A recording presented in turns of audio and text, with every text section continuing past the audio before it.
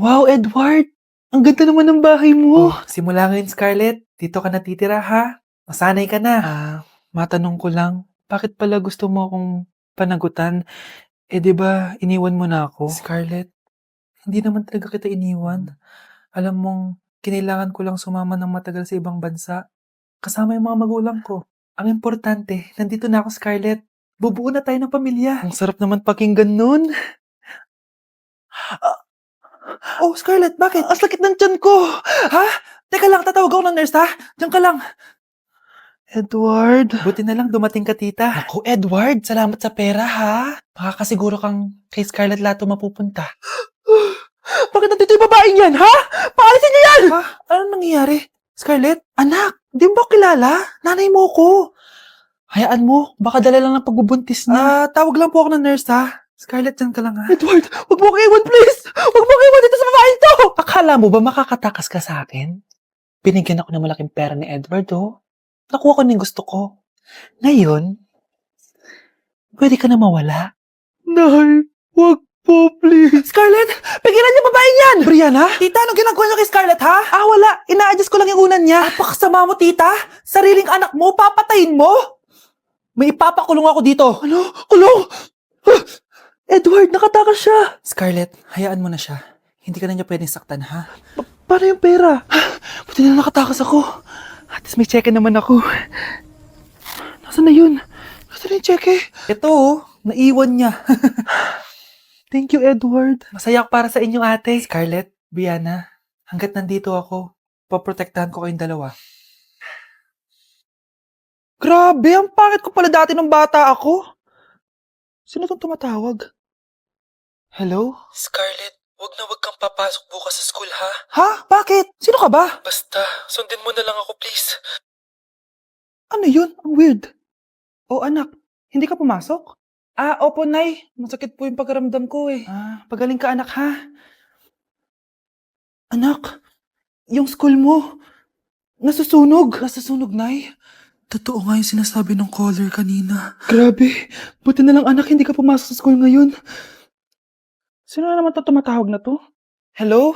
Sino to? Scarlett, wag kang matutulog ngayong gabi, ha? Ikaw na naman? Paano mo nalalaman yung mga yan, ha? Scarlett, please, hindi mo na... Anak, matutulog na ako, ha? Ikaw din, huwag ka na magpuyat. Sige po, Nay. Tatapusin ko lang po itong pinapanood ko. Kung hindi ako matutulog, ano namang gagawin ko buong gabi? Matutulog na lang ako. Baka niloloko lang ako ng caller na yun. Nay! Nay! Gising, Nay! Ano nangyari, anak? Binabangungot ka, Nay. Buti gising ka pa. At nagising mo ko. Sino ba talaga yung caller na yun? Sino ka ba talaga, ha? Bakit alam mo lahat ng mga masasamang mangyayari? Gusto mo ba talaga ako makilala, Scarlett? Oo, dahil hindi ako matatahimik. Magkita tayo malapit sa puno ng mangga. Hello? May tao ba dyan? Hi, Scarlett. Ikaw ba yung caller? Gusto mo ba talagang makita kung sino ako? Oo. Ako ikaw, Scarlett. Galing ako sa future. Ikaw ako? Kailangan kong ayusin yung mga nangyaring masama. Paano? Paano nangyari yun? Basta, Scarlett, ayusin mo yung mga desisyon mo sa buhay, ha? Sige na, baka mahuli pa ako ng mga humahabol sa akin. Sandali! Sino humahabol sa'yo? Tay, ano? I-explain mo na sa akin! Kung bakit nakaburo si nanay, ha? Bakit ka ba naniniwala dun, ha? Ang totoo mong nanay, busy. Di ba sinabi ko na to sa'yo? Pero tay! Wala nang pero. Huwag mo akong hintayin magalit, Scarlett. Di mo magugustuhan. Hindi pwedeng hindi si nanay yung nakita ko sa cellphone. Alam na alam ko yung tsura ni nanay. Malalaman ko rin sikreto mo, tay. Oh, Scarlett, aalis ako ulit, ha? Huwag kang pasaway.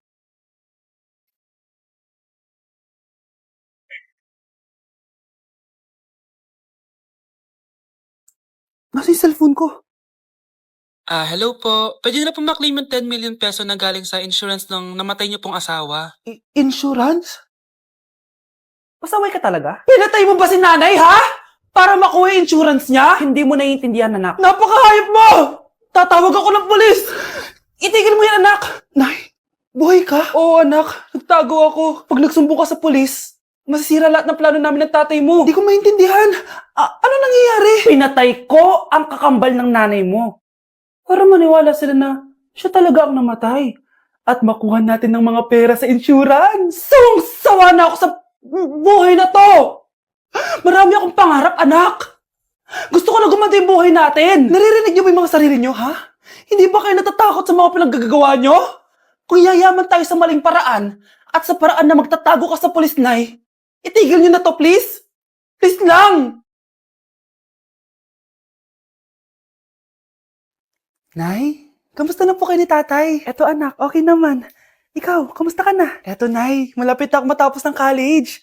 Sana paglabas niyo ni tatay, marami na akong ipon. Huwag kang mag-alala anak, konti panahon na lang. Magkakasama ulit tayo ng tatay mo. See you Nay, miss ko na kayo. See you soon anak.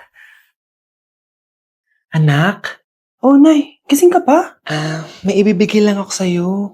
O eto, good luck to ha. Dreamcatcher to Nay ah. Oo anak, ang sabi nila, magsabi ka lang ng wish mo dyan, matutupad. Malay mo naman, di ba? Thank you Nay. Dreamcatcher. Matry nga to. Sana maging top 1 ako sa klase namin. Anak! Congrats! Bakit po, Nay? Ikaw daw ang top 1 sa klase niyo! Totoo ba, Nay? Totoo nga to.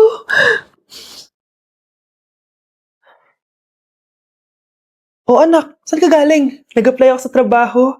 Ayoko naman maging pabigat sa inyo habang buhay. Sana makabawi na ako sa inyo. Ba't di mo nalang i-wish yan sa Dreamcatcher? Malay mo naman, di ba? Oo nga no, Nay. Nay! Tanggap na ako sa trabaho! Ang laki pa ng sahod ko! O, di ba? Sabi ko naman sa'yo, anak eh. Deserve mo yan. Nay, sa wakas, makakabawi na rin ako sa inyo. Bes, alam mo, ang yaman mo na. Bakit di ka pa mag-asawa? Ay naku, Bes. Kung may magkakagusto man sa akin, ang gusto ko, mabait at responsable. Parang si Joshua. Naku, Bes. Si Joshua pa. Puro trabaho yan. Hi Scarlett, pwede ba tayong mag-lunch together mamaya? Sure, sige. Saan ba? Ayun. Oh, yan ang simula ng love story niyo, ha? Ay, mahal. Grabe. Natupad na natin yung mga pangarap natin. May anak tayo. May malaki tayong bahay. May maayos tayong trabaho. Ay, sa wakas. Proud ako sa ating dalawa, mahal.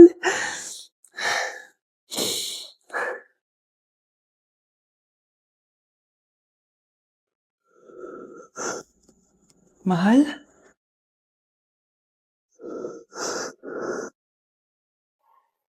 Oh, mahal! Saan ka galing? Galing ako sa doktor, mahal.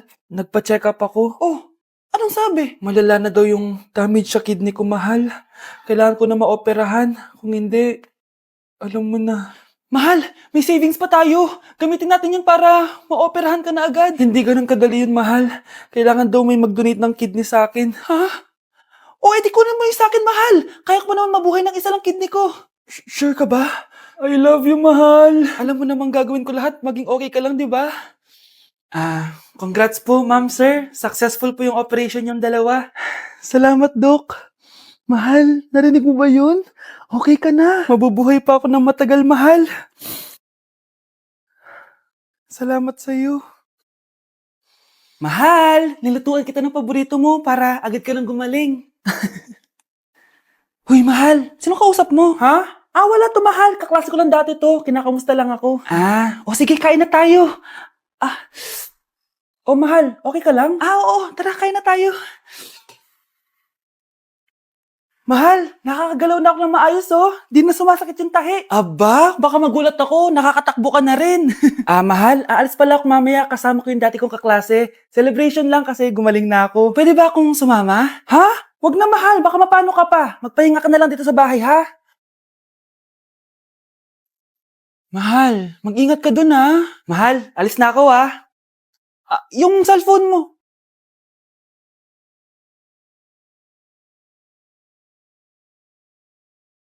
Sino to?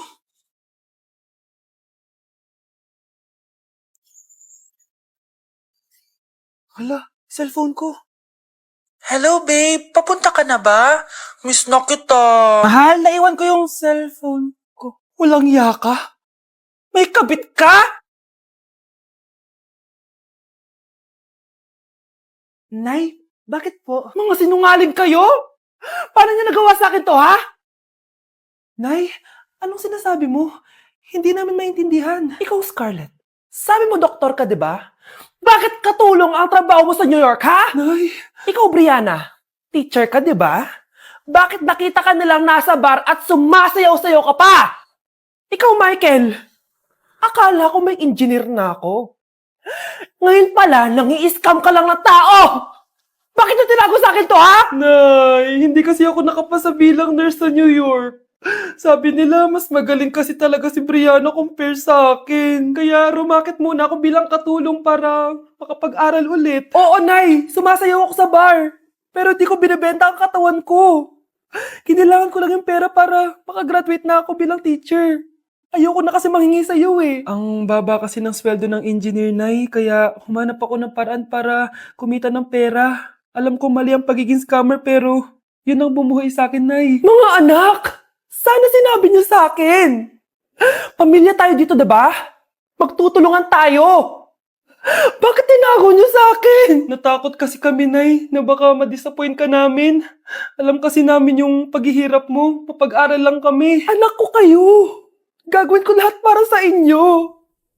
Sa tingin niyo ba hindi ko kayo tatanggapin, ha? Kaya itigil niyo na yung mga ginagawa niyo. Lalo ka na, Miguel. Opo, Nay. Sama-sama tayong bumangon. Nay, sorry. Wow, ang sweet naman. Isa ka pa.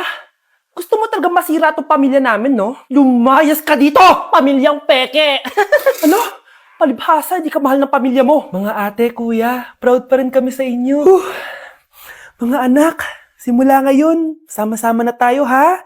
Walang iwanan at walang magtatago, ha? Promise? Promise, Nay. Hindi na kami magtatago.